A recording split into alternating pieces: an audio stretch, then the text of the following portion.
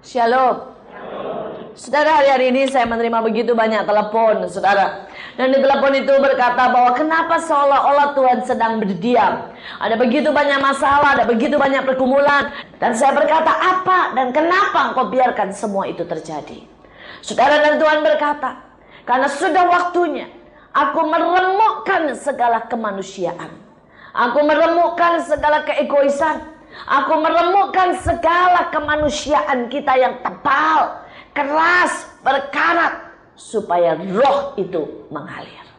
Saudara, selama ada begitu banyak saudara kemanusiaan, ada begitu banyak keangkuhan, ada begitu banyak kedagingan, cara-cara yang kita pertahankan, maka roh itu tidak bisa bebas mengalir. Saudara, saya ingat apa yang Kartini Kulman buat. Sebelum mereka membuat satu KKR besar, di mana kesembuhan begitu luar biasa terjadi. Saudara, maka seringkali Kartini Kulman di belakang mondar-mandir dan berkata, bunuh aku Tuhan, bunuh aku Tuhan, remukkan aku Tuhan. Saudara, karena dia tahu penghalang yang terbesar daripada mujizat Allah itu bukan karena tidak ada iman. Penghalang yang terbesar daripada mujizat Allah itu bukan penyakit. Penghalang yang terbesar di dalam kehidupan ini bukan masalah kita, tapi penghalang yang terbesar supaya Allah tidak bisa bekerja adalah diri kita sendiri. Seringkali kita menghalangi, seringkali saudara kita mau seperti yang kita mau dan bukan seperti yang Tuhan mau. Dan ini yang menghalangi. Karena itu Tuhan berkata sudah waktunya bahwa insan itu remuk, daging itu dimatikan, supaya Kristus benar-benar nyata dalam setiap kita. Amin. Supaya Kristus bercahaya dalam hidup kita. Supaya kita bisa berkata seperti Paulus berkata, bahwa aku sudah mati, yang hidup dalam diriku sekarang adalah Kristus. Amin. Saudara, kita bergerak di dalam Dia. Kita berpikir seperti pikirannya. Kita berperasaan seperti Yesus rasa. Saudara, Watchmeni berkata hal yang sama. Dia berkata ada banyak orang Kristen melakukan begitu banyak kegiatan, begitu banyak pelayanan, tapi dampaknya tidak besar. Tapi ada orang yang mungkin tidak terlalu banyak bergerak. Mereka tidak terlalu banyak melakukan yang spektakuler. Tapi setiap kali dia berdoa terjadi sesuatu. Setiap kali dia menyentuh orang-orang terhibur. Setiap kali dia berkata-kata ada sesuatu yang membangkitkan. Dan dia berkata apa yang membedakan? Yang satu boleh bekerja, pintar mungkin, tapi belum remuk jiwanya. Saudara, itu seperti minyak wangi yang tetap ada di dalam botolnya. Kalau saudara punya minyak wangi, tetap ada di dalam botolnya. Baunya tidak semerbak kemana-mana, betul? Tapi pada waktu minyak wangi itu dipecahkan, ceker, maka baunya itu semerbak di mana-mana. Dan Tuhan berkata, butuh kita itu diremukkan. Diremukkan, saudara, sampai sesuatu yang ilahi itu mengalir keluar, membasahi semua orang, membawa harum, sehingga Paulus bisa berkata, kemanapun aku pergi, aku membawa keharuman Kristus dalam hidupku. Amin, saudara. Nah, kita akan pelajari bagaimana proses peremuan itu dan apa yang Allah biarkan terjadi dalam hidup kita di depan. Saya berdoa supaya pada waktu kita diremukkan, pada waktu Allah sengaja berdiam, pada waktu masa kegelapan itu datang, maka reaksi kita bisa benar dan kemuliaan Tuhan akan terpancar dalam hidup kita. Mari kita buka dari Ratapan 3 ayat 1 sampai dengan ayat yang ke-10. Kita akan membacanya berbalas-balasan dengan suara yang keras. Saya baca ayat 1, saudara jawab ayat 2 dengan suara keras, demikian seterusnya. Ratapan 3 ayat 1 sampai dengan 10. Penghiburan dalam penderitaan. Akulah orang yang melihat sengsara disebabkan cambuk murkanya. Sesungguhnya aku dipukulnya berulang-ulang dengan tangannya sepanjang hari. Ia mendirikan tembok di sekelilingku, mengelilingi aku dengan kesedihan dan kesusahan. Ia menutup segala jalan keluar bagiku. Ia mengikat aku dengan rantai yang berat. Ia merintangi jalan-jalanku dengan batu pahat dan menjadikan tidak terlalui. Amin. Sampai di situ firman Tuhan. Saudara, kita lihat rasanya mengerikan sekali apa yang Tuhan sedang buat. Tetapi di dalam setiap ayat ini, saudara, ada tersembunyi latihan demi latihan, peremuan demi peremuan, penghancuran demi penghancuran, tapi juga pembentukan demi pembentukan. Saudara, di sini pertama dikatakan, akulah orang yang melihat sengsara disebabkan cambuk murkanya. Saudara, setiap anak Tuhan akan mengalami cambuk Tuhan. Saudara, cambuk ini kalau saudara lihat kuda ya, seringkali perlu dicambuk. Tujuannya supaya apa, saudara? Larinya lebih kencang. Betul? Saudara, kalau kuda tidak dicambuk, larinya pelan-pelan, saudara. Saudara, cambuk itu sebenarnya tujuannya bukan untuk melukai, tetapi cambuk itu tujuannya untuk membuat dia sedikit kaget, saudara. Shock terapi, saudara ya, supaya dia bisa lari lebih kencang. Saudara, ada banyak anak Tuhan hidupnya mulai nyaman, hidupnya mulai santai, akhirnya kecepatannya mulai menurun, saudara ya. Doanya mulai nurun, saudara, baca Alkitabnya mulai nurun, dan Tuhan perlu kasih cambuk sedikit supaya larinya lebih kencang. Saudara, saya lihat sesuatu yang terjadi dalam hidup saya, saudara ya, dalam hidup dan pelayanan saya, dan saya melihat itu sesuatu yang baik. Saudara, ada kami punya rumah singgah cukup banyak, saudara ya. Ada hampir 10 rumah singgah. Saudara, ada 10 rumah singgah yang di Bekasi, dan di tempat-tempat lain ada lebih. Saudara, ada 4.000 anak lebih, saudara, yang kami layani, saudara, untuk memberi makan, memberi pelajaran tambahan. Semua berjalan lancar, dan akhirnya itu seringkali menjadi rutinitas, saudara. Sampai kemudian, saudara, Allah membiarkan sesuatu terjadi. Kami dipanggil mendapat surat peringatan. Nah, saudara, begitu itu terjadi, saudara ya, semuanya doanya tambah semangat. Beda, saudara ya. Yang dulu doanya sudah biasa-biasa, yang kemudian, saudara ya, yang rasanya loyo-loyo, wah sekarang berapi-api lagi. Berkata, demi Tuhan, apapun terjadi, mati pun aku rela. Saudara ya, lain, saudara ya. Saudara, rupanya cambuk itu perlu buat lari lebih kencang. Dan bukan cuma itu, saya tidak tahu siapa, tapi tiba-tiba berita bahwa kami mendapat peringatan, saudara, itu tersebar begitu rupa, saudara, lewat SMS, saudara ya. Nah, saudara, mendadak saya punya ribuan pendoa syafaat, saudara. Ya, itu mendadak, saudara. Langsung semua orang telepon saya dan berkata, Bu, saya dukung doa, saya dukung doa, saya dukung doa. Saudara ya, semua ada yang puasa buat kami, ada saudara yang ngadain doa semalam suntuk buat kami. Saya bilang haleluya. Rupanya orang Kristen perlu dapat cambukan sedikit, saudara ya, supaya terjadi sesuatu, saudara, supaya ada gelora, supaya mulai lari dengan kencang, saudara. Kalau tidak ada cambukan, santai, saudara ya. Saya berdoa supaya pada waktu cambukan itu datang, saudara tidak marah kepada Tuhan dan berkata dia kejam. Saudara tidak berhenti dan kemudian menangis, atau saudara tidak terluka, saudara. Tetapi saya mau supaya kita bersama-sama mengerti bahwa cambukan itu diberikan tujuannya bukan melukai, tapi supaya kita lari lebih kencang. Amin, saudara. Supaya kita lari lebih sungguh-sungguh, supaya kita, saudara, sungguh-sungguh dengan sekuat tenaga mengerjakan apa yang Allah percayakan di dalam hidup kita.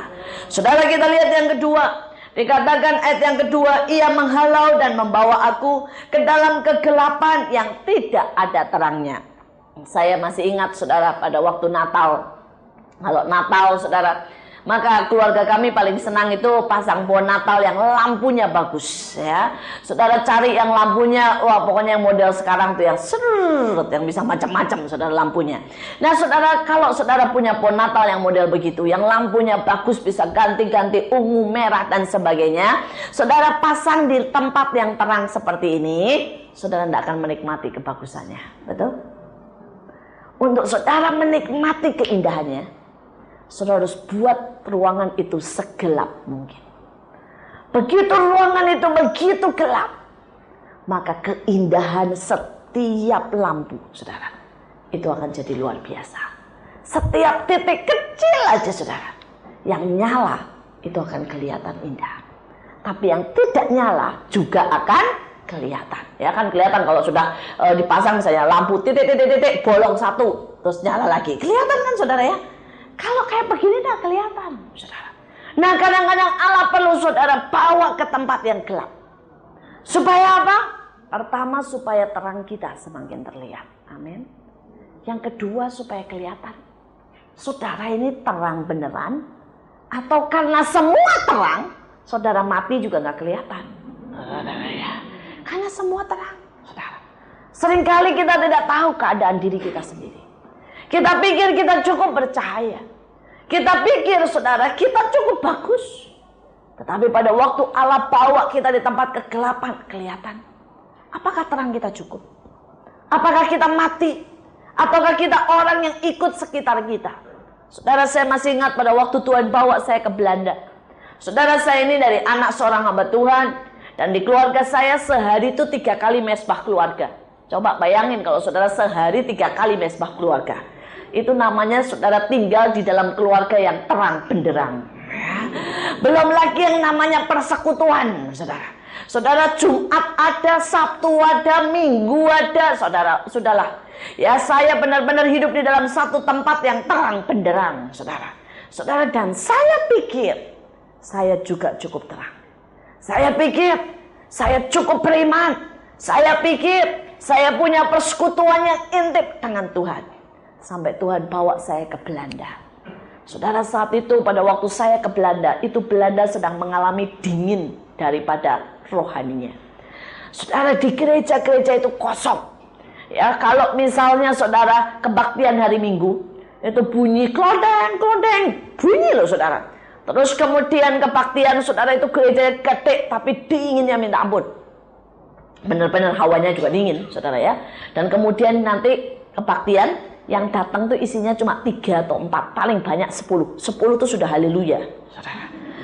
Dan isinya itu semua orang-orang tua. Anak-anak muda kayak saya hampir-hampir tidak ada, saudara. Dan nanti kalau orangnya khotbah ya, itu orang tuanya seperti gini, saudara ya gitu. Ada yang ngorak di kebaktian, saudara ya. Pendetanya tetap khotbah aja, saudara, dengan santainya, saudara. Sembari lihat orang-orang pada tidur, saudara. Saudara, itu kondisinya, saudara. Dan saat itu, waduh, saudara, tawaran dunia menggiurkan. Segala macam yang kotor, yang baik, yang seru, ada semuanya. Saudara, saya mau berkatanya dalam waktu 1 tahun. Ya, saya kehilangan jam saat teduh saya. Saya kehilangan waktu saya ke gereja. Saya kehilangan pelayanan saya. Saudara, tiba-tiba semua jadi begitu hambar. Dan saya mulai lebih menyukai lagu-lagu dunia, menyukai film, menyukai hura-hura, menyukai segala sesuatu. Dan saya masih ingat apa yang Tuhan katakan. Tuhan berkata, engkau berpikir bahwa engkau itu tiang yang kokoh. Engkau bukan tiang yang kokoh. Engkau cuma ilalang yang bergerak kemana angin bertiup. Kalau lingkunganmu semuanya rohani, engkau ikut rohani. Tapi kalau lingkunganmu semua rohana, tidak mengenal Tuhan, saudara ya, saudara, engkau juga ikut seperti itu. Saudara, kadang-kadang Allah perlu bawa kita di tempat terang. Dan hari-hari itu saya tahu saya harus kembali kepada Tuhan. Dan pada waktu saya kembali kepada Tuhan, maka terang yang kecil itu menjadi begitu indah. Saudara, beberapa orang Tuhan kirim lagi dari Indonesia. Dan kurang lebih cuma sekitar 5-6 orang.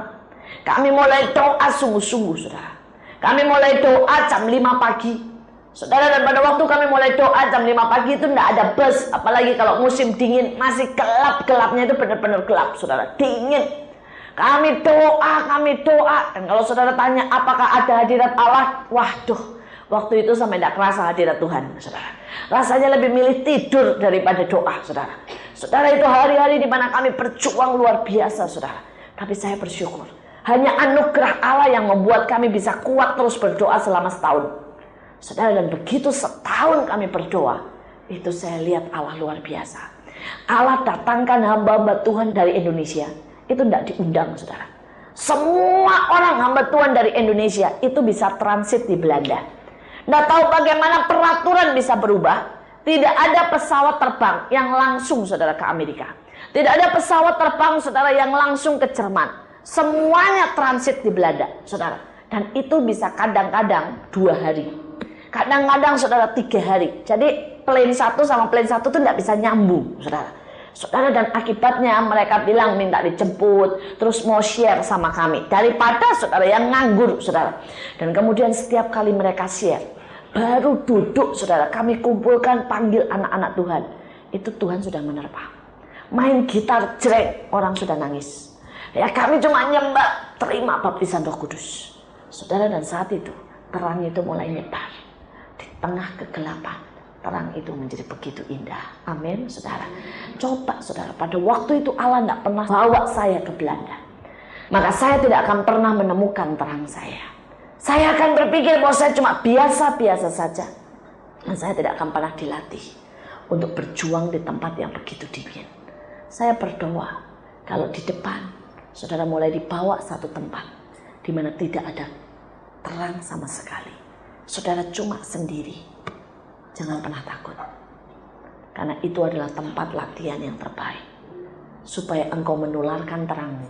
Supaya engkau bersinar begitu rupa. Supaya keindahanmu nyata bagi banyak orang. Amin, saudara. Saudara, sudah waktunya anak-anak Tuhan disebar. Ya, anak-anak Tuhan seringkali kumpul. Sudah kebanyakan lampu di tempat ini, saudara.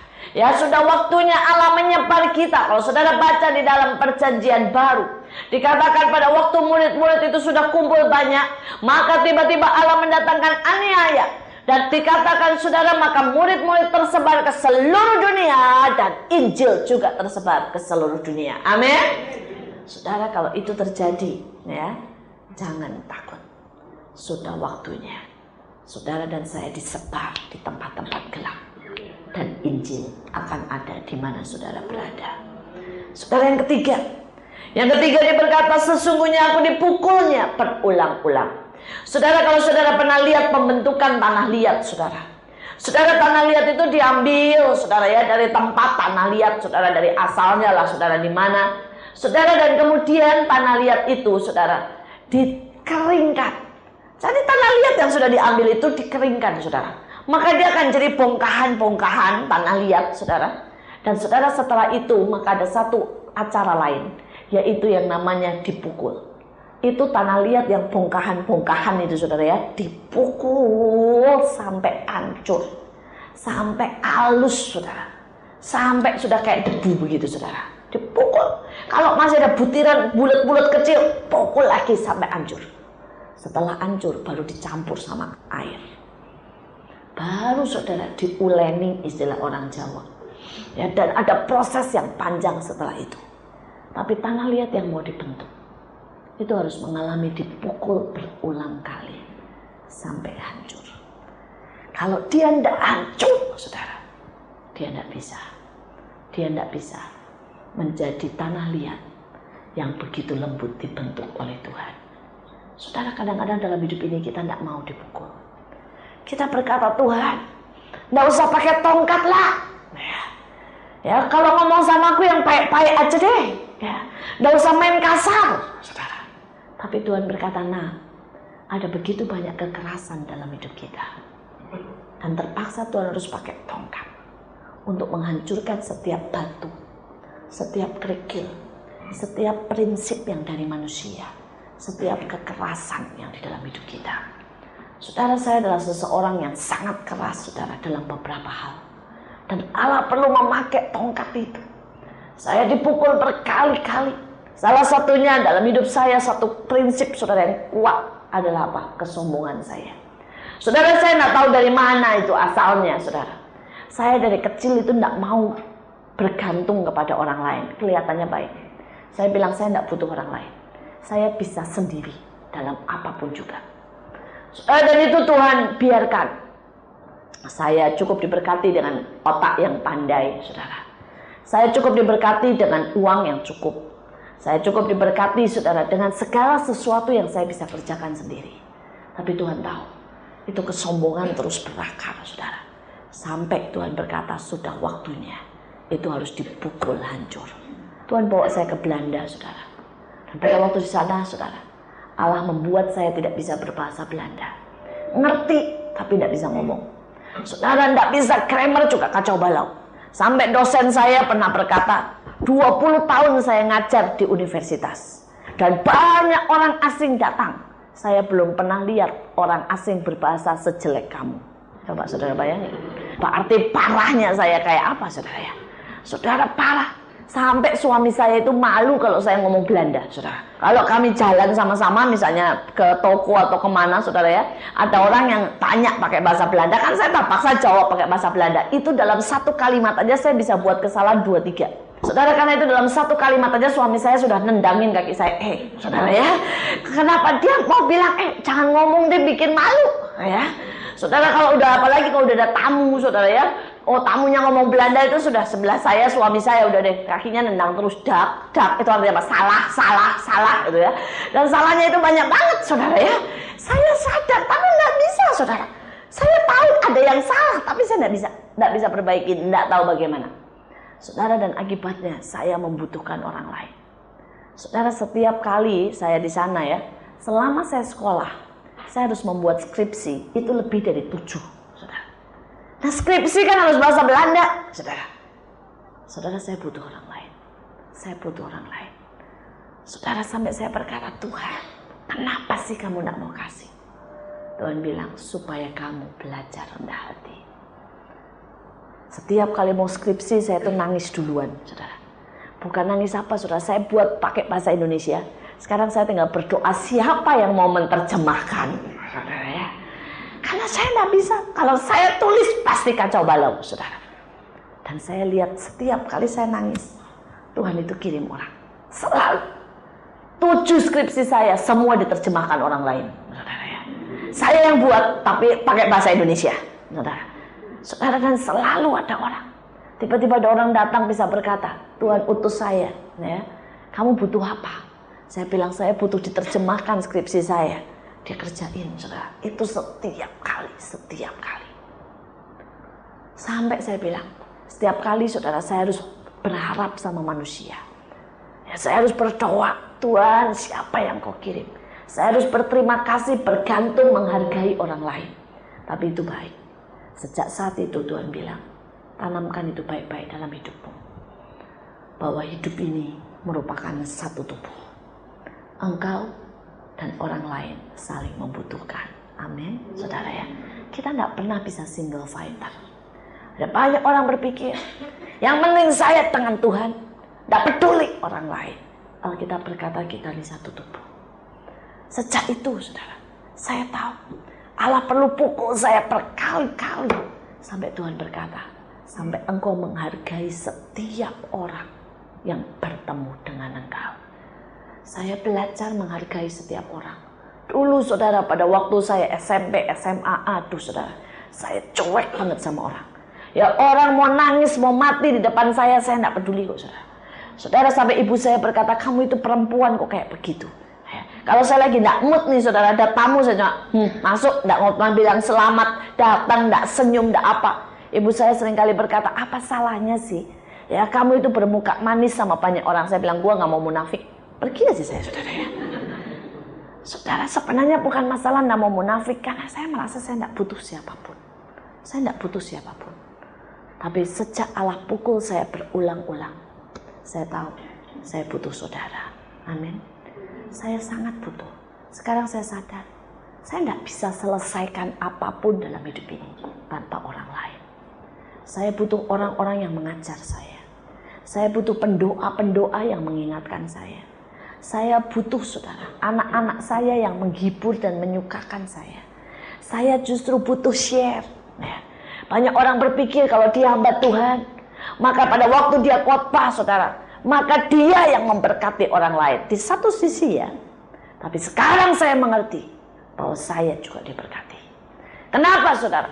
Kalau saya tidak pernah bisa menyalurkan apa yang Tuhan beri dalam hidup saya, maka saya akan jadi lautan mati. Dan di mana ada lautan mati, cuma terima, tidak pernah menyalurkan.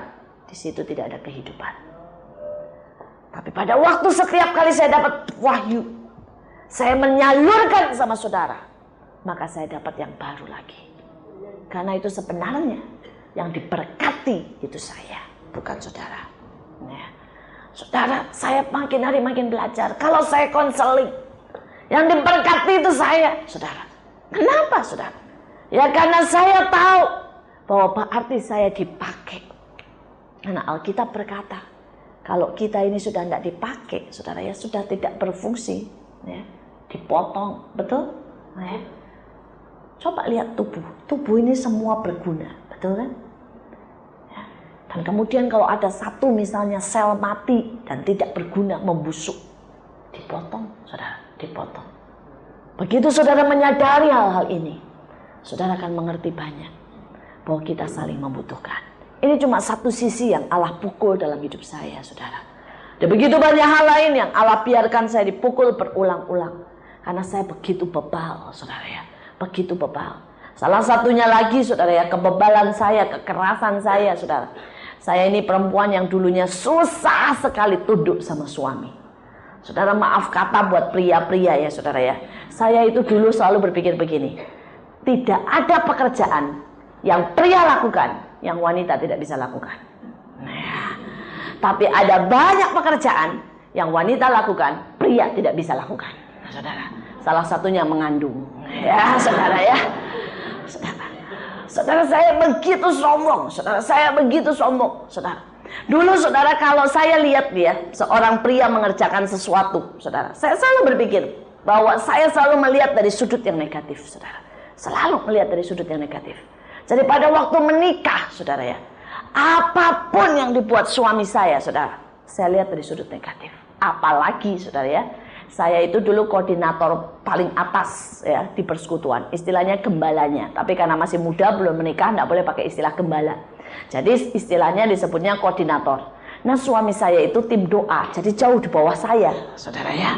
Nah waktu kami menikah, saudara, waduh saudara, itu susah. Lagak saya kayak bos, saudara ya. Saya merasa apapun yang suami saya putuskan itu kurang peka, kurang rohani, kurang baik, saudara. Apapun, saudara, apapun. Dan Allah perlu pukul saya berkali-kali sampai saya bisa hancur. Sampai Tuhan berkata berkali-kali, Tuhan berkata, apapun pendapatmu yang lebih baik daripada suamimu, kalau engkau punya sifat pemberontakan, itu tetap dosa. Itu tetap dosa. Penundukan itu jauh lebih berarti daripada sekedar ide yang lebih baik. Ya. Sudah ada banyak hal dan Allah perlu hancurkan itu, pukul. Ya. Saudara saya seringkali ngotot dengan sesuatu dan selama saya tidak mau tunduk, itu gagal dan gagal dan gagal. Sampai saya belajar tunduk dan tunduk dan tunduk. Dan saya lihat bagaimana Allah bela saya. Saudara, kalau hari-hari ini ada satu bagian dalam hidupmu dipukul dan dipukul dan dipukul, bilang Tuhan selesaikan. Hancurkan semua kekerasan dalam hidup saya. Hancurkan semua prinsip-prinsip yang membatasi rencana Allah dalam hidup saya. Tuhan hancurkan semua tembok-tembok. Karena ada banyak anak Tuhan punya tembok-tembok tebal yang membuat Allah tidak bisa bergerak bebas dalam hidupnya, yang membuat dia membatasi Tuhan, yang membuat dia saudara perontak dan kemudian mati di tempurungnya sendiri. Dan biarkan saudara itu dihancurkan oleh Tuhan, maka engkau akan melihat ada sesuatu yang baru Allah sedang bentuk dalam hidup kita. Amin. Ya, biarkan Allah menghancurkan kita dengan memukul berkali-kali. Itu baik, itu baik. Ya. Kita lihat selanjutnya. Ayat 4. Ia menyusutkan dagingku dan kulitku, tulang-tulangku dipatahkan. Saudara, tidak ada manusia, saudara ya, yang tidak punya kedagingan. Saudara tahu yang disebut kedagingan? Ya. Kedagingan adalah kecenderungan kita terhadap dosa, saudara. Ya mungkin yang satu senang marah, yang satu egoisnya tinggi banget, yang satu saudara gampang tersinggung, yang satu mungkin saudara pelit, cinta duit terus pikirannya duit. Itu semua kecenderungan kita terhadap dosa. Itu Alkitab menyebutnya saudara sebagai kedagingan, saudara. Mau tidak mau itu tidak bisa hilang dalam seketika. Alkitab saudara tidak pernah berkata bahwa begitu saudara diselam atau begitu saudara terima baptisan Roh Kudus maka semua kedaginganmu hilang. Tidak ada, saudara ya. Lihat aja saudara, semua nabi, semua saudara orang-orang besar di Alkitab, dia tetap bisa jatuh dalam dosa. Saudara Daud ya tetap bisa jatuh dalam dosa. Salomo tetap bisa jatuh. Simpson yang diurapi tetap bisa jatuh. Saul saudara yang dikatakan hatinya berubah menjadi lain tetap bisa jatuh. Betul? Saudara, kenapa? Karena manusia tetap ada dalam kedagingan. Dan daging ini tidak bisa ditangking ya saudara. Ada banyak anak Tuhan berpikir daging itu bisa ditangking. Jadi dia bilang, dalam nama Yesus marah pergi. Kata iblis, gua nggak ngapa-ngapain. Ya, itu dagingmu. Katanya ya, saya nggak ngapa-ngapain kok, situ yang marah, saya yang ditangking. Ya. Saudara, ada lagi saudara. Ya, yang misalnya dia memang kecenderungannya itu senang sama perempuan. Ya, maksudnya mata keranjang lah. Terus kemudian dia, iblis pergi, roh mata keranjang pergi. Iblis bilang, saya nggak ngapa-ngapain loh, saya nggak berdiri dari dada ke dekat, megang juga kagak, mata lu aja memang jelalatan, katanya ya. Saudara, itu kedagingan, saudara. Dan daging ini nggak bisa diusir, daging harus disalibkan. Atau dengan istilah saudara, di dalam ratapan ini disusutkan, saudara ya. Disusut itu dipotong sedikit-sedikit, saudara. Di dalam istilah perjanjian baru juga dikatakan dipotong carang yang tidak berbuah. Ini selain bicara saudara tentang saudara hidup kita, tapi bisa juga tentang kedagingan kita. Bagian-bagian dalam hidup kita yang tidak berbuah itu dipotong, disusutkan, saudara, disusutkan. Nah, saudara, ini lewat proses. Artinya begini. Kalau saudara ini pemarah, Tuhan mau menyusutkan dagingmu, caranya gampang. Tuhan akan mengirim begitu banyak orang yang menjengkelkan engkau. Sampai lama-lama engkau begitu capek untuk marah. Dan engkau berkata, wis terserah wis, gitu ya. Saudara, karena itu harus dilatih. Dilatih. Saudara pertama masih semangat marah. 5 kali marah dalam sehari capek. Nah, saudara lama-lama sudah berkata, sudah terserah. Dan itu mulai disusutkan. Saudara pelit, ya, Tuhan bilang oke, saudara pelit, saudara akan dipaksa untuk keluar terus duitnya, ya. Lewat cara apapun, ya. Saudara sampai akhirnya saudara berkata, sudahlah keluar, nggak apa-apa lah, ya, memang yang harus keluar berubah. Kecenderungan itu akan berubah, karena manusia itu punya daya yang namanya adaptasi. Saudara, tapi adaptasi itu dibentuk karena kebiasaan, saudara. Dan kebiasaan itu terjadi, ya, karena satu sikap yang terjadi berulang-ulang, saudara. Nah, seringkali Allah perlu bawa kita di dalam daging ini dihabiskan. Ya. Saudara, saya tidak tahu apa lagi. Misalnya, saudara ya, kalau saudara ini berhadapan, nanti saudara bilang ini, kalau saya mata keranjang, berarti saya dihadapkan perempuan cantik terus kok enak, ya. Sebaliknya, saudara ya, mungkin Tuhan bawa saudara ya pergi ke tempat terpencil, ya, sampai akhirnya saudara lihatnya binatang semuanya, ya. Ya, saya nggak tahu lah. Pokoknya Allah punya cara, saudara, buat setiap kita untuk menyusutkan daging kita. Amin, saudara ya. Allah punya cara, saudara. Allah punya cara. Saya nggak tahu caranya bagaimana, tapi Allah punya cara. Dan saya lihat Allah itu nggak pernah kehabisan cara, ya, untuk menyusutkan daging kita. Saudara, salah satunya saudara saya ini pemarah. Saya dulu pemarah sekali, saudara. Nah, saudara, pada waktu itu Allah mulai menyusutkan daging saya dengan berkata, Tuhan berkata, pokoknya kamu tidak boleh marah. Saya bilang caranya bagaimana? Tuhan bilang, kalau marah kamu minum air sebanyak-banyaknya. Yang kedua, Tuhan bilang, kalau masih tidak tahan, udah minum pengen marah, nyanyi. Nah, kalau nyanyi kan tidak bisa marah kan, saudara ya. Coba aja, saudara mau marah nih ngadepin suami, udah mau nyanyi, haleluya, tidak marah itu namanya, saudara ya. Saudara, terus kemudian Tuhan bilang, kalau nyanyi masih tidak tahan, mandi. Kalau mandi masih tetap pengen marah, doa berbahasa roh sampai marahmu reda. Tuhan bilang, kalau kamu tidak mau begitu, aku akan memaksamu. Tapi kalau kamu mau melatih dirimu sendiri, maka engkau akan lihat, aku tidak perlu pakai cara yang kasar buat engkau. Saudara, dan saya bilang, saya pilih cara melatih diri sendiri. Daripada pakai cara yang kasar, saya rasa lebih mengerikan, saudara ya. Jadi akhirnya saudara, saya berkata, oke lah Tuhan, saya latih. Setiap kali mau marah, saudara, saya minum.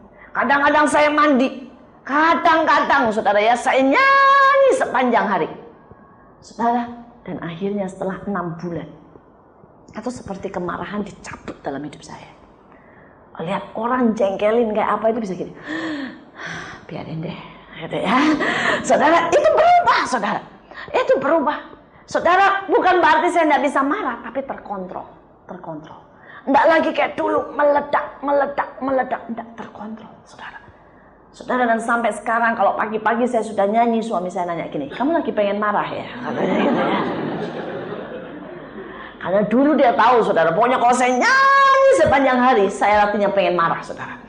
Saudara, sekarang enggak, saya pengen nyanyi, memang pengen nyanyi, saudara ya.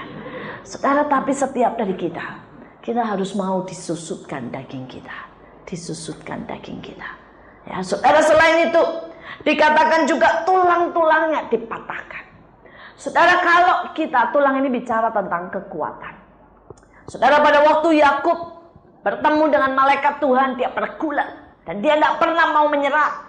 Kemudian Allah perlu mematahkan tulangnya. Sejak itu Yakub menjadi manusia yang lain. Saudara, kadang-kadang kita itu bergulat dengan Allah dan kita menang. Saudara bilang, kok bisa? Ya, kekeras kepalaan kita membuat Tuhan menyerah. Saudara, Tuhan berkata, ya sudahlah nak, karena engkau punya free will. Saudara tahu free will? Kebebasan. Jadi kalau saudara ngotot, saudara misalnya Tuhan berkata, jangan pergi. Kita bilang, aku mau pergi. Tuhan bilang, ya sudah. Kekeras kepalaan kita membuat Tuhan menyerah. Ketidakpercayaan kita membuat Tuhan tidak bisa buat apa-apa. Alkitab berkata, di satu tempat, Yesus tidak bisa buat mujizat. Karena mereka tidak percaya. Saudara, ketidak mau mengampuni kita membuat Tuhan tidak bisa mengampuni saudara. Saudara, karena itu manusia punya begitu banyak kuasa. Perkataan negatif kita itu menggagalkan banyak apa yang Tuhan kehendaki dalam hidup kita. Saudara, manusia itu punya banyak otoritas, punya banyak kuasa, punya banyak hak, saudara, yang saudara bisa bergulat dengan Allah dan menang. Nah, saudara, Allah perlu mematahkan supaya rencana dia bisa jadi. Salah satunya, Sakaria itu dibuat bisu, benar? Karena Sakaria ini ngeyel. Saudara tahu ngeyel?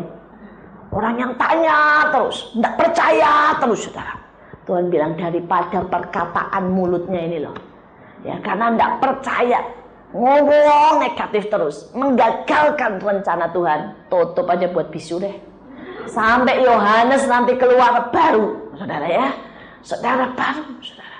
Saudara, seringkali Allah perlu mematahkan kekuatan kita. Ya, saya lihat ada beberapa pria yang sombong, terus merasa bahwa dia yang paling bisa bekerja. Perlu bangkrut berkali-kali. Supaya apa? Rendah hati. Saya kemarin ketemu dengan seseorang konglomerat, saudara ya. Dan anaknya bilang begini, mami itu berdoa buat papi 40 tahun. Dan papi tidak pernah bisa percaya Tuhan. Sampai Tuhan perlu buat dia stroke berat. Baru dia percaya kepada Tuhan. Begitu stroke berkali-kali berat. Papinya yang bilang, panggil pendeta. Tiap hari saya mau belajar Alkitab. Saudara, dan dia bilang, benar ya, manusia itu perlu dipatahkan. Baru bertobat. Saudara, saya tadi pagi ketemu kontraktor. Dia kontraktor yang terus berjaya seumur hidupnya. Saudara, dan dia bilang, istrinya bilang, saya 30 tahun Bu, berdoa buat dia. Tidak pernah dia bisa menanggapi Tuhan. Dia merasa tidak butuh Tuhan. Sampai sekarang sudah 2 tahun tidak ada kerjaan sama sekali. Tidak dapat order. Baru dia mulai cari Tuhan. Saudara, kadang-kadang Allah perlu patahkan kita. Ya. Saudara, kalau kita lihat anak kita sedang dipatahkan, mungkin suami kita sedang dipatahkan, istri kita sedang dipatahkan, jangan marah dengan Tuhan. Coba belajar percaya bahwa Allah tahu yang terbaik. Amin. Allah tahu yang terbaik. Saya lihat salah satu contoh yang dipatahkan jelas itu ibu saya. Saudara, pada waktu ayah saya jadi full timer, saudara ya, ayah saya melepaskan dokternya dan mulai menjadi hamba Tuhan. Ibu saya itu ngotot dan berkata begini, saya tidak mau terima persembahan dari manusia. Saya mau kerja, saya mau support keluarga ini supaya ya saya tidak perlu dapat dari tangan orang lain. Ini kan kekuatan, tapi juga kesombongan. Dan ibu saya itu jago masak, saudara. Ibu saya juga jago jualan, saudara. Saudara, karena itu dia langsung bilang, saudara, dia akan buka les masak. Dia akan buka catering, saudara. Dia akan buka, saudara, dia akan jualan, saudara ya, butik, dia akan buka butik. Tapi begitu dia umumkan ya, terima les, saudara, hari ini itu tangan saudara tidak bisa diangkat, lumpuh. Buat nyisir aja tidak bisa. Saudara, dan kemudian ayah saya bilang, kamu mau ngajar masak gimana kalau tanganmu lumpuh? Ya, tidak bisa. Tangan kanannya tidak bisa diangkat aja, tidak bisa saudara. Bu saya nangis. Saudara, dia bergantung dengan Allah dan Allah mencukupi saudara. Tapi kan kadang-kadang kalau Tuhan itu kan mepet, bener kan saudara ya? Kadang-kadang kan ngeri sedap, betul kan? Ngeri sedap, terusan kan? Saudara, dan kalau kita kerja sendiri, semua kita planning, kita bisa kerja lebih keras, dapat duit lebih banyak, kan begitu. Tapi kalau kita mengharap dari Tuhan, kan mepet, saudara ya. Dan kapan Tuhan ngasih, kan tidak ketahuan. Jadi setelah 3 bulan ibu saya sebel lagi, ya, senang betul maksudnya ya. Saudara rasanya bilang, aduh, tidak tahan aku, mepet terus begini, deg-degan terus, saudara. Terus kemudian dia pasang lagi. Ya udah sekarang tidak les masak, tapi terima masakan. Nah, ya. Bangun tidur, saudara, lumpuh lagi, tidak bisa digerakkan, saudara. Dan Tuhan kembali berurusan dengan dia. Tuhan bilang, kamu masak apa?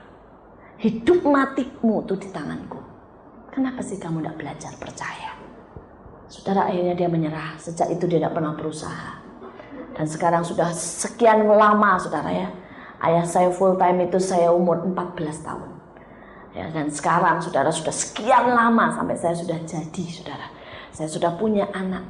Dan saya bersyukur. Ibu saya sekarang menjadi seorang yang sangat percaya kepada Tuhan. Ya, dia menjadi orang yang sangat, saudara, ya, bergantung kepada Tuhan dan melihat kemuliaan Tuhan. Saudara, saya bersyukur Allah mematahkan dia. Selama Allah tidak mematahkan dia, saya tahu dia akan menjadi seseorang yang sangat keras, ya, berjuang dengan kekuatannya. Tapi karena Allah mematahkan dia, dia menjadi seorang ibu yang menjadi pendoa, pendukung buat suaminya. Saudara, dia menjadi seorang ibu yang bisa melayani banyak jiwa-jiwa. Dia menjadi orang yang tepat dalam rencana Allah karena Tuhan mematahkan kekuatannya. Jangan marah kalau Allah sedang mematahkan kekuatan kita. Coba mulai berpikir yang positif. Pada waktu saudara mengalami sesuatu, saudara berkata, Tuhan, kenapa kau patahkan kekuatanku? Apa yang kau mau aku belajar? Ya, kita lihat ayat yang kelima. Ia mendirikan tembok di sekelilingku. Saudara, seringkali kita marah pada waktu Allah membuat tembok tebal. Tapi saya mau berkata, tembok-tembok itu seringkali dibuat Allah supaya kita jangan keluar dari jalan kita. Amin, saudara ya. Saudara bersyukur buat setiap tembok dalam hidup ini. Saudara, salah satu tembok ini sepele sih, tapi mungkin saudara, kalau saudara mengalaminya, saudara akan bisa berkata terima kasih buat tembok. Saudara, dari kecil saya sebel sekali sama kaki saya, saudara. Kenapa? Karena kaki saya itu jelek sekali, saudara. Ya, kaki saya itu besar, lebih besar dari ukuran yang normal, saudara. Waktu itu, saudara, waktu saya remaja, di atas itu S, di bawah itu sudah XL, saudara ya. Dan bentuknya itu jelek, saudara. Sampai opa saya engkong atau opa itu ngomong begini, aduh In, kakimu itu kok kayak sapi, katanya ya. Saudara, karena kaki saya itu jelek, saudara. Akibatnya, saudara, dari kecil, dari SD, saudara, saya hampir-hampir tidak pernah pakai celana pendek. Saya tidak pernah pakai rok mini kayak orang-orang di zaman lain, saudara ya. Semua lagi rok mini sampai naik-naik terus, saudara ya. Saudara ya, saya turun, saudara ya. Saya makin turun aja terus, saudara. Saudara, dan kelihatannya itu sesuatu yang jelek. Tapi sampai sekarang saya bersyukur, saudara. Saya bersyukur, saya berpikir Tuhan, aku bersyukur. Itu merupakan satu tembok dalam hidup saya. Saudara, seringkali itu membatasi sehingga saya tidak ke diskotik. Ya, coba bayangin kalau ke diskotik dulu belum zamannya celana panjang yang bagus-bagus. Tapi kalau ke diskotik semua pada rok mini. Saya mikir, gue ke diskotik pakai baju apa ya? Ke diskotik pakai rok panjang nggak pantas ya. Waktu itu belum zamannya celana panjang bagus-bagus itu belum, saudara. Yang kebanyakan semua rok mini-mini kalau ke diskotik. Akibatnya saya malas diskotik, saudara. Kemudian saudara, kalau malam minggu tuh ya, wah sama teman-teman dulu semua, teman-teman semua pakai rok-rok mini pergi kemana-mana. Saya jujur malas itu, kenapa? Karena saya tidak bisa, saudara. Karena saya tidak bisa. Juga dengan berenang, pergaulan bebas, saya tuh tidak pede, saudara, dengan kaki saya, saudara. Itu aja masalahnya. Tapi itu jadi pagar tembok, saudara ya. Saya bersyukur sungguh sekarang, saudara. Jadi orang tua saya tidak perlu repot-repot, saudara ya. Menghalangi saya kemana-mana. Kalau ditanya, kamu tidak pergi? Tidak. Ke pesta? Tidak. Kenapa? Tidak, males. Padahal bukan males, malu, saudara ya. Malu, saudara, alasannya. Nah, tapi sekarang saya bersyukur, saudara. Itu jadi pagar tembok dalam hidup saya. Itu soal kecil sih, saudara. Tapi mungkin saudara mengalami sesuatu. Dan saudara bisa bersyukur dan berkata, aku bersyukur bahwa Tuhan mendirikan satu tembok tebal dalam hidupku. Ya, bersyukur untuk apapun, saudara. Walaupun kadang-kadang negatif. Saya punya seorang teman yang matanya itu tebal. Jadi memang dari kecil 12 atau apalah. Pokoknya tebal banget, saudara ya. Dan dia kadang-kadang pengen sok-sokan, saudara. Tidak pakai kacamata yang tebal, tapi pakai kontak lens. Dan itu sebenarnya menipu. Karena pakai kontak lens pun, saudara ya, dia masih belum kelihatan sebenarnya, saudara ya. Semuanya masih samar-samar, saudara ya. Itu waktu saya remaja. Sekarang sih sudah ada kontak lens yang canggih, saudara. Tapi waktu itu kontak lens tidak bisa ketebalannya berapa, ada batasnya, saudara. Saudara, nah itu akibatnya, saudara. Dia itu, padahal saya tahu sebenarnya ini cowok, ya, saudara ya. Sebenarnya mata keranjang sekali. Tapi gara-gara matanya tidak kelihatan dan pakai kacamata tebal, orang tidak ada yang mendekati, saudara ya. Jadi itu jadi tembok tebal. Sampai akhirnya jadi hamba Tuhan, hidup kudus, saudara ya. Dan dia berkata, hidup kudusku makan paksa, katanya ya. Karena tidak kelihatan, ya saudara ya. Kalau mau lihat mesti dekat-dekat begitu, saudara. Tapi dia bilang, itu baik, saudara. Itu baik, saudara. Ya saya tidak tahu apa yang terjadi lah. Saya punya banyak teman yang bersyukur setelah kami lewati masa-masa, saudara ya. Salah satu teman yang lain adalah kemiskinannya. Pada waktu semua bisa ke disco, semuanya bisa naik motor kemana-mana, saudara. Dia tidak punya. Ya, dan dia laki, ya. Dan saudara tahu mau pacaran butuh modal, saudara ya. Mau deketin cewek naik sepeda, malu, saudara. Dan akhirnya larinya dia, saudara, sekolah. Akhirnya sekolah, saudara, dan dia sukses. Dia pintar, saudara, dia hidup kudus, dia lari ke gereja karena ke gereja tidak butuh modal, saudara ya. Saudara, dan dia sungguh-sungguh, dan setelah dia sukses menjadi pengusaha, saudara, dan juga di full gospel, dia ketemu ngobrol dan dia ketawa dan dia berkata begini, saya bersyukur loh ini, dia bilang, Tuhan itu kasih tembok yang tebal, yaitu kemiskinan, sehingga saya dipelihara seperti ini. Bahkan dia berkata, coba saya tidak miskin ya, saya tidak akan punya daya juang sekuat ini. Saya bersyukur. Saudara, mungkin saudara berkata, kenapa aku belum diberkati? Mungkin Tuhan bilang, itu tembok tebal nak buat engkau ya. Karena siapa tahu, saudara tidak tahu kelemahan saudara. Tapi Tuhan tahu, kalau saudara punya duit banyak, saudara akan cinta duit lebih daripada Tuhan. Bisa kan? Saudara, karena itu mari bersyukur buat setiap tembok tebal dalam hidupmu. Saya tidak tahu apa. Ya, tapi coba berkata, thank you Lord. Aku cuma mau belajar percaya bahwa engkau tahu yang terbaik buat hidupku. Nah, kita lanjutkan, saudara. Kita teruskan, saudara, ayat 6. Dan ia menempatkan aku di dalam gelap seperti orang yang sudah lama mati. Sebenarnya tujuan Allah dalam hidup kita adalah mematikan, saudara, hal-hal yang negatif dalam hidup ini. Sampai kita bisa seperti Paulus berkata, sungguh, aku yang lama ini sudah mati. Mati, saudara. Ya. Dan untuk mati ini, aduh saudara, susah lah. Ya. Saudara, seringkali kita ini tidak mati tapi pingsan. Ya. Sebentar pingsan, hidup lagi. Ya. Saudara, kadang-kadang kesombongan kita, kemarahan kita, semuanya itu tidak mati, saudara. Cuma pingsan aja sebentar. Saudara, kadang-kadang keinginan terhadap dosa pun yang kita udah tahu jelas itu dosa, saudara ya. Itu tidak mati tapi pingsan. Tapi percayalah, Allah punya banyak cara untuk mematikan. Ya.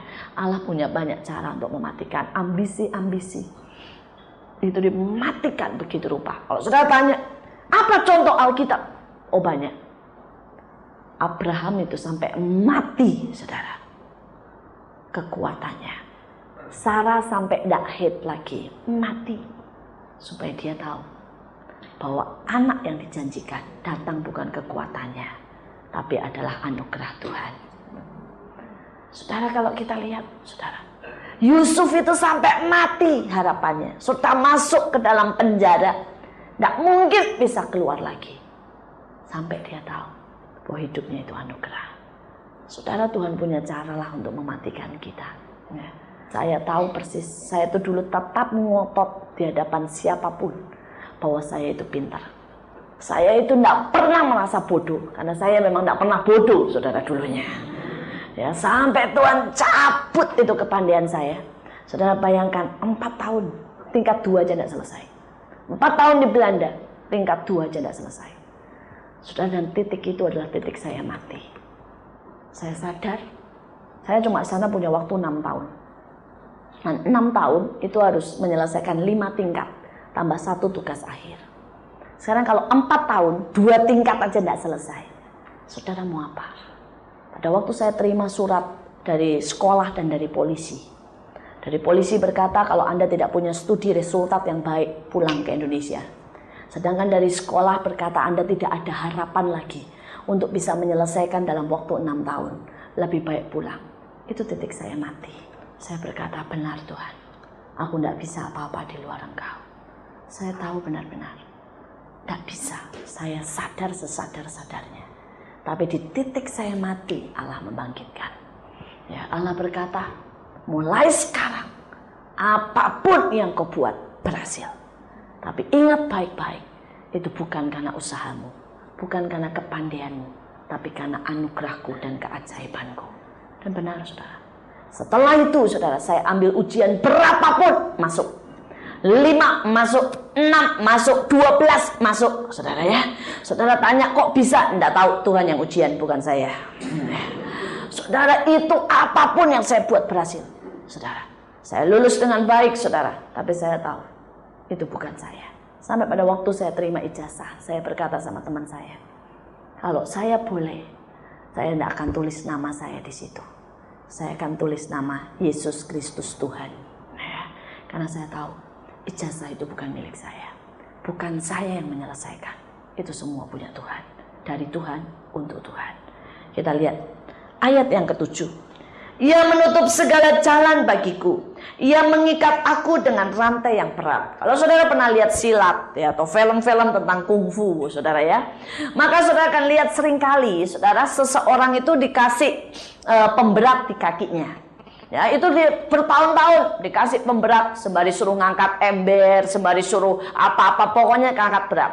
Nah, nanti suruh lari dan sebagainya. Nanti ada waktunya pemberat itu dilepas. Maka dia punya ilmu meringankan tubuh, saudara ya. Maka pada waktu pemberat itu dilepas, dia akan bisa lari lebih cepat dari rata-rata. Dia akan loncat setinggi-tingginya. Karena biasanya kalau loncat dengan pemberat bisa segini, maka pada waktu pemberat itu dilepas, maka dia akan bisa loncat sampai segini, saudara. Ya, itu namanya latihan. Dan dalam hidup ini, saudara, Allah perlu melatih saudara dengan hal-hal yang berat. Kadang-kadang kita berkata, kenapa sih? Kok hidup ini mesti berat? Ya, karena Allah mau membuat saudara di atas rata-rata. Allah tidak puas kalau saudara jadi biasa. Dia selalu mau buat kita jadi luar biasa. Saudara, Allah mau kita punya roh excellent, saudara. Lebih dari rata-rata, saudara. Dan saudara, karena itu Allah perlu melatih kita dengan sesuatu yang berat. Saya bersyukur bahwa dalam hidup ini saya dilatih banyak hal, saudara, yang berat, saudara. Ya, sejak dari kecil saya belajar yang namanya iman, saudara. Saudara, namanya iman sejak dari kecil saya ngalamin, saudara, namanya kanker. Saya ngalamin yang namanya duit. Saya untuk sepatu saya harus beriman, untuk baju saya harus beriman, untuk sekolah di luar negeri saya harus beriman, untuk apapun, saudara. Untuk bayar uang sekolah saya harus beriman, untuk bayar listrik saya harus beriman. Punya anak pertama untuk beli sate aja mesti beriman. Nah, saudara ya. Saudara, saya berpikir, kenapa sih hidup saya tidak bisa dengan mudah, saudara? Tapi Allah sedang melatih. Allah taruh beban yang berat dalam hidup saya. Dan sekarang saya tahu, saudara, pada waktu Allah taruh pelayanan Mahanaim, saudara. Saudara, itu setiap bulan untuk memberi makan saja. Ya, untuk membiayai biaya operasional, itu sebulan 300 juta. Kalau saya tidak dilatih beriman dari yang 10 rupiah sampai yang 3 juta, maka saya tidak akan punya iman untuk yang 300 juta. Tapi setelah 300 juta, saudara, saya sudah biasa beriman. Ya, sudah 4 tahun jalan 300 juta santai-santai aja. Tuhan kasih saya proyek besar sekarang. Saudara, Tuhan kasih saya beban untuk buat TK sampai universitas. Dan juga buat satu gedung pertemuan yang saya tahu Tuhan akan pakai ini untuk lawatan Tuhan. Saudara, dan proyek itu jumlahnya sekitar 20 M. Saudara, saya tidak punya jemaat, ya. Saya tidak punya orang donatur tetap, tidak ada. Saya sampai berkata, Tuhan, ini 20 M dari mana? Tuhan jawab begini, waktu kamu mulai pelayanan ini dengan 1 juta setiap bulan, kamu punya uang enggak? Saya bilang enggak. Tapi ada kan? Ada. Waktu meningkat jadi 5 juta, 6 juta, kamu punya uang enggak? Enggak. Tapi ada kan? Ada. Waktu jadi 100 juta, kamu punya uang enggak? Enggak. Tapi ada kan? Ada. Berarti persoalannya tetap sama. Kamu enggak punya uang. Betul lah? Berapapun tetap sama kan? Masalahnya memang saya enggak pernah punya uang. Mau 2 juta ya waktu itu enggak punya uang. 100 juta ya enggak punya uang. 300 juta ya enggak punya uang.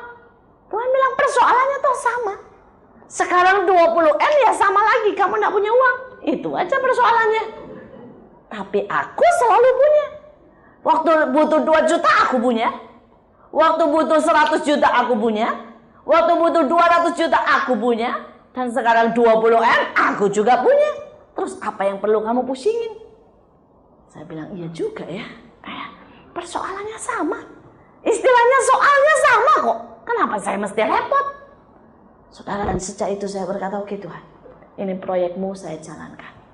Dan saya bersyukur saudara, proyek ini berjalan karena anugerah Tuhan. TK dan SD sedang dibangun saudara. Setiap kali mepet sudah tidak ada uang, itu uang datang. Minggu lalu saudara, kami mesti beli keramik. Ya, mesti beli keramik 100 juta. Saudara, buat keramik semuanya saudara ya, lantai itu 100 juta. Itu sampai yang punya keramik udah telepon berkali-kali. Ini sudah didiskon 50%, punya uang enggak? Ya, nanti, padahal yang tukang juga sudah teriak, saudara. Tukang bilang katanya mau pasang keramik, mana keramiknya? Nanti, ya. Saudara dari sini teriak, sana teriak, saudara ya. Saudara, masalahnya enggak ada uang, saudara, enggak ada uang. Tapi persis, saudara. Ya sampai arsiteknya udah bilang begini, Bu, ini kalau enggak minggu depan enggak ada uang, ini tukang ngapain? Nah, kita enggak akan bisa mulai. Tapi persis saudara, ya persis uang masuk ada. Saudara, dan sekarang ini kami sedang dikejar soal uang ada, terus yang 100 lagi buat kebutuhan lagi buat genteng. Saudara, sama, pas ada. Padahal sudah mesti waktunya nutup genteng. Hari-hari ini kami sedang dikejar saudara dengan apa? Listrik, saudara. Ya, untuk masuk listrik, saudara ya, untuk masuk listrik buat sekolah. Aduh, saya tobat, saudara. Ternyata mahalnya minta ampun.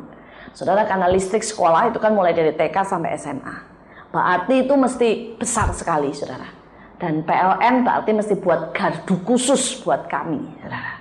Nah, itu kami yang harus bayar. Semuanya dengan pembuatan gardu dan sebagainya, cuma buat masukin listrik dengan gardunya 900 juta, saudara. Saya tiap hari ditelepon, Bu, jadi enggak? Soalnya PLN-nya bilang ya bahwa untuk buat gardu dan sebagainya itu butuh saudara 100 hari. Ya, berarti sebenarnya butuh 3 bulan. Sedangkan sekolah ini beroperasi nanti tanggal 20 Juli. Itu sekolah akan dibuka. Jadi PLN-nya kan ribut. Katanya 20 Juli mau dipakai. Sampai sekarang belum bayar. Ya belum punya duit. Ya, tapi enak ngomong begitu saudara ya. Ngomongnya bilang, iya nanti, ya, saudara ya. Ya, arsitek saya bilang, aduh Bu, ini gimana? Saya bilang, ya enggak tahu lah, udahlah. Ya, saya bilang, saya belum punya uang. Saya belum punya uang buat bayar listrik, mau apa? Saudara, tapi saya tahu satu hal, Tuhan tidak pernah terlambat. Ya. Saya cuma lihat dari hari ke hari selalu mepet, tapi selalu masuk. Ya. Tiap kali. Saudara, setiap kali mau bayar tukang nih hari Sabtu, oh saya udah berdoa dari pagi, tukang Tuhan, tukang, gitu ya. Tiap kali saudara, itu uang di bank itu enggak ada yang namanya ratusan juta proyek, enggak ada saudara, pas saudara. Nanti kalau akhir jadi Sabtu bayaran tukang, sisanya itu tinggal 1 juta saudara. Kadang-kadang tinggal 500.000 saudara, tapi sampai sekarang berjalan ya. Dan saya bersyukur saudara, doakan saja. Ada banyak hal yang saya perlu doakan, bahkan buat jalanannya aja saya perlu doa. Kenapa? Karena jalanannya kalau dari jalan yang normal itu cuma bisa satu mobil gantian. Sedangkan sekolah tidak bisa begitu. Sekolah harus jalanannya kan cukup besar, saudara ya. Nah itu berarti kami harus beli jalanannya. Karena ada, saudara, tanahnya tembus dari jalan besar itu ada. Tapi orangnya karena tahu kami butuh sekali jalanan itu, dia minta semeternya 4 juta, saudara. Dan kami belum mau beli. Karena orang-orang tanya, nanti masuknya gimana? Enggak tahu lah, pokoknya nanti beli. Ya, saudara, sekarang kami belum beli, saudara. Sekarang kami sewa, saudara ya. Kami sewa, jalanan itu kami sewa, saudara, untuk masuk truk, material dan sebagainya. Tapi nanti urusannya nantilah, saya enggak tahu, saudara. Tapi saya percaya Allah akan mencukupkan. Ya, dapat begitu banyak. Tapi saya bersyukur.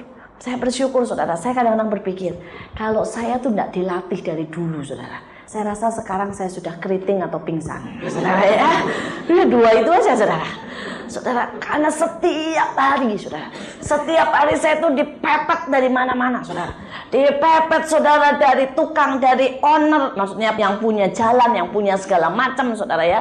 Dipepet dari yang mesti dibayar, saudara. Dari segala sudut saya dipepet, saudara. Tapi saya berpikir, Tuhan terima kasih. Kalau dari kecil kau taruh pemberat dalam hidupku. Rupanya untuk tugas ini Allah latih saya seperti itu. Saudara, kalau engkau sedang dilatih banyak hal oleh Tuhan, ya mungkin sekarang kau tidak mengerti, tapi sekali waktu engkau akan berkata, terima kasih Tuhan. Aku tahu ada satu tugas besar yang akan engkau percayakan dalam hidupku. Ya, kita lanjutkan. Ya. Saudara, ayat 8. Dikatakan walaupun aku memanggil-manggil dan berteriak minta tolong, tak didengarnya doaku. Ini bicara ketekunan, saudara. Allah mau kita bertekun dan bertekun. Maka sekali waktu, saudara, ketekunan itu akan menghasilkan sesuatu. Saudara, ayat 9. Ia merintangi jalan-jalanku dengan batu pahat dan menjadikannya tidak terlalui. Saudara, kalau saudara pernah lihat batu-batu yang disusun, saudara, kemudian ada yang namanya lompat batu. Pernah lihat kan ya? Di TV pernah ada uang Indonesia itu yang tulisannya gambar orang yang melompati batu-batu. Saudara, dan itu yang Allah sedang ajarkan buat kita. Saudara, walaupun ditutup sama batu, saudara, Tuhan bilang kamu harus bisa lompat, nak. Bagaimana? Nggak tahu. Pokoknya aku akan latih kamu untuk menjadi pelompat-pelompat. Dan saya percaya itu. Setiap kali, pada waktu kami pertama kali bikin sekolah, saudara, itu dari pemerintah Pemda Bekasi berkata tidak akan dikasih izin. Karena mereka tidak mau lagi sekolah Kristen. Tidak mau, saudara. Ya. Sudah ada banyak sekolah Katolik, mereka tidak mau. Kami sudah pakai jalan apapun, saudara. Itu tidak bisa keluar izinnya. Kami bayar 3 kali lipat pun, saudara, tidak keluar izinnya. Saudara, tapi saya tahu Tuhan suruh saya buat. Saya cuma berkata, Tuhan mau ditutup kayak apapun, saya percaya engkau buka jalan. Kami tetap deal beli tanahnya, padahal izin IMB kami tahu tidak bisa. Sudah minta izin warga, sudah tanda tangan, sudah apapun tidak keluar. Saudara, kami terus berjalan, ya, kami percaya Allah buat semuanya baik. Sampai sekali waktu, saudara, saya khotbah di satu tempat. Dan selesai khotbah, orangnya tanya begini, Bu, bagaimana dengan IMB-nya? Saya tidak singgung tentang sekolah loh. Orang ini tiba-tiba nanya. Saya bilang, belum keluar. Tidak bisa. Karena kami sekolah Kristen. Tidak mau ngasih. Dia langsung bilang begini, tenang Bu, besok saya janji keluar. Saya bilang, kenapa Bapak bisa yakin begitu? Dia bilang, saya ini teman baiknya wali kota. Saya bilang, dari kecil kami main. Ya, saya tahu lah. Saya ini sudah teman baik wali kota. Besok saya jamin keluar. Dan benar, saudara. Besoknya kami ditelepon. Mereka berkata, iya boleh diambil surat sementara. Dan seminggu kemudian kami keluar IMB-nya. Saudara, saya mau berkata, mau ada batu sebesar apapun, Allah selalu buat kita melompatinya. Amin, saudara ya. Allah punya jalan. Allah selalu punya jalan. Saudara, kita lihat. Dikatakan yang terakhir, laksana beruang ia menghadang aku, laksana singa dalam tempat persembunyiannya. Kalau saudara lihat, ini hal yang sama yang dialami oleh Daud. Pada waktu Daud menghadapi Goliat, Saul berkata, "Nak, mana mungkin kamu bisa menghadapi?" Dan dia berkata, "Aku biasa menghadapi singa dan beruang. Maka orang tidak bersunat ini, aku pun akan menghadapinya." Saudara, ini artinya Allah biarkan 2 hal di hadapanmu. Singa, saudara, adalah iblis Ya, beruang itu adalah dunia ini, ketamakan dunia ini. Beruang itu makan apa aja, tamak walaupun kelihatannya lucu, tapi mengerikan. Ya kan, lihat beruang lucu kan ya, gendut gitu, ipel-ipel, saudara ya. Saudara, menggemaskan, saudara. Tapi dia itu mengerikan sekali. Beruang itu, saudara, kekuatannya 2 kali daripada singa. Dia sekali tampar gitu, saudara, pingsan gitu. Saudara, nah, beruang ini, saudara, melambangkan dunia. Singa melambangkan iblis. Tuhan berkata, aku biarkan kau menghadapi 2 musuhmu ini, singa dan beruang. Tapi percayalah, kita akan lebih dari pemenang. Amin, saudara ya. Mari kita berdoa.